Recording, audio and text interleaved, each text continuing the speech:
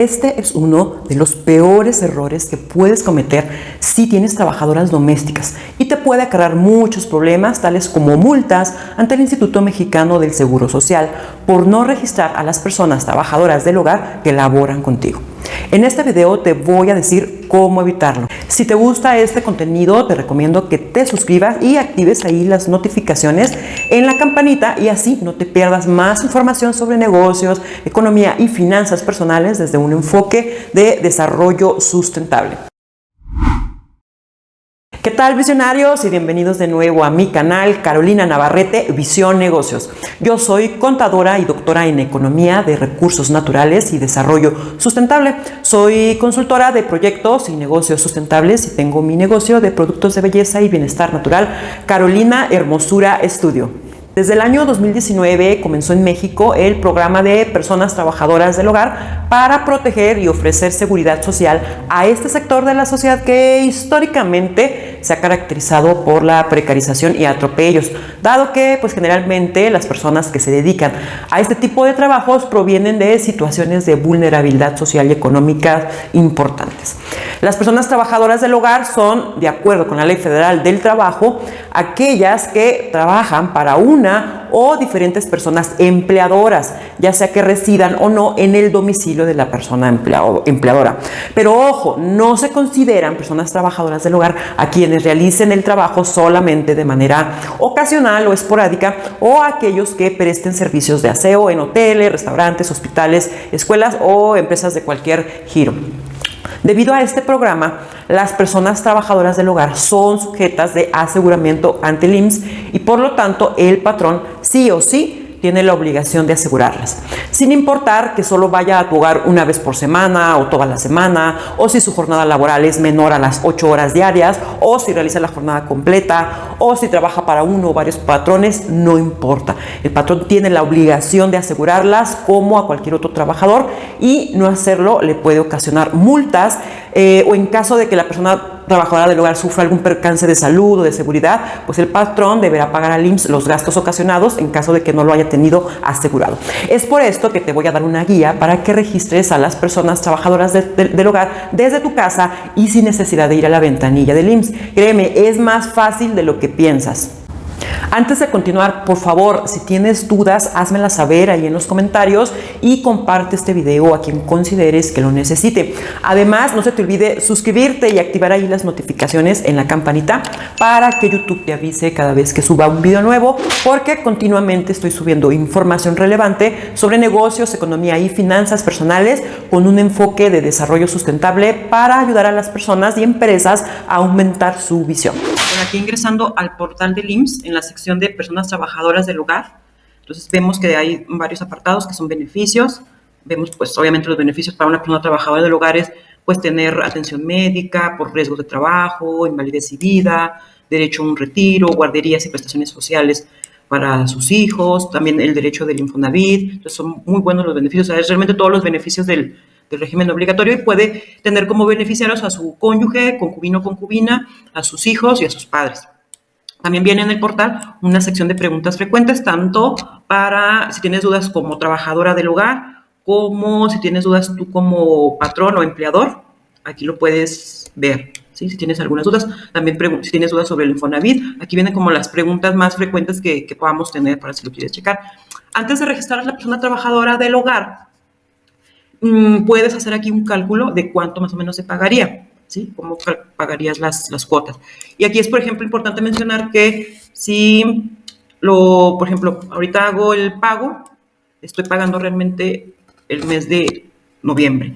Entonces vamos aquí a la calculadora.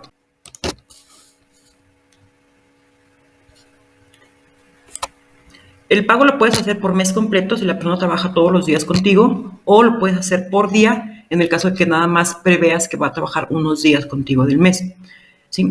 En el salario diario, bueno, el salario es el salario mínimo, no puede ser menor de 261.20, que es el salario mínimo al año 2024, en el caso de que, por ejemplo, hagamos los pagos por día, ¿sí? Por ejemplo, ahora que estamos en el mes de octubre, vamos a prever cuántos días de noviembre va a trabajar la persona, ¿sí?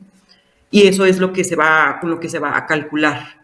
¿Sí? Entonces, por ejemplo, supongamos que todos los sábados de noviembre ella va a trabajar. Entonces, aquí señalamos todos los días todos los sábados de noviembre con este salario diario, o supongamos que le pagas, por decir, 350 pesos cada vez que va a tu casa los sábados. Entonces, le podemos aquí calcular. Y aquí vemos que tendría esta persona pues 5 días de cobertura del mes de noviembre. El total a pagar serían 580.91, ¿sí? De los cuales 58.08 corresponden a la cuota que debe pagar el trabajador y el resto es la cuota que debe de pagar el patrón, que en este caso serían los 406.45 del IMSS más los 116.38 del Infonavit. En total el patrón pagaría 522.83 y los restantes 58.08 serían pago del trabajador y en total se pagarían 580.91. En el caso de que, por ejemplo, la persona todo el mes trabaja contigo, o sea, todos los días va a tu casa a trabajar, supongamos que le pagas un salario mínimo, 7,836 pesos al mes, lo calculamos. Igual, aquí te parece, por ejemplo, si lo quieres pagar de manera mensual, esto es lo que pagarías, o si quieres pagarlo de manera bimestral, semestral o anual, esto es lo que pagarías. Obviamente también aquí viene desglosado cuánto le corresponde pagar al patrón y cuánto al trabajador, y ya esta es la suma total. Ajá. Supongamos que vamos a hacer un ejemplo que sea por día y que diariamente le pagamos 350 pesos y que va todos los sábados del mes de noviembre, ¿sí? Calculamos, vamos a pagar esto, vamos a ponerle aquí iniciar el trámite. Y aquí, pues aquí ya te viene la pantalla para iniciar el trámite, ¿sí? Y bueno, debemos de tener, los primero es la CURP de tú como empleador, el correo electrónico personal y tu teléfono celular y domicilio, te lo van a preguntar. Y de la persona trabajadora del hogar debes de tener su CURP, su número de seguridad social, su domicilio y su salario base de cotización integrado, los días trabajados y el correo electrónico personal de la persona trabajadora del hogar. Entonces aquí vamos a empezar a llenar con la CURP. A ver, vamos a ver.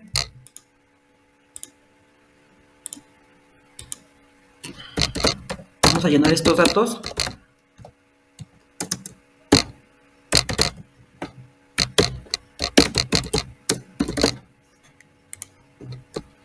Te va a pedir ahí unas letras. Y luego el siguiente paso es confirmar tus datos como persona empleadora, que estén correctos, ¿sí? Si están correctos, o si no hay ningún cambio, pones aquí manifiesto bajo protesta de decir verdad, que los datos son correctos. Le ponemos ahí continuar. Ahora siguen los datos, llenar los datos de la persona trabajadora del lugar. Y aquí en esta parte viene donde vas a llenar los datos de la persona trabajadora del lugar, igual, número de seguridad social, su CURP, los nombres, todo, ¿no? Domicilio, etcétera. Si le vas a pagar por mes, por día, con qué datos y todo. Y luego ya le pones continuar. Y ya que le pongas continuar, entonces sí, ya te va a llevar a la sección esta de confirmar datos y te va a generar una línea de pago. Puedes pagar directamente en la ventanilla bancaria, puedes hacer una transferencia electrónica desde tu banca electrónica y así terminarías el registro. Como ves, es muy fácil. ¿Qué opinas de este nuevo programa? Tanto si eres patrón como si eres persona trabajadora del hogar, ¿qué piensas? ¿Qué opinas? Yo considero que es una forma de justicia social para este sector de la sociedad que, como les dije anteriormente, ha sido históricamente excluido y precarizado. Además, es una forma de encaminarse al cumplimiento del Objetivo de Desarrollo Sustentable número 8 sobre trabajo decente y crecimiento económico. Por otro lado, sí es una carga económica para los patrones y además tiene la desventaja de que por el momento estas cuotas no son deducibles de impuestos. Esperemos que en un futuro cercano sí lo sean.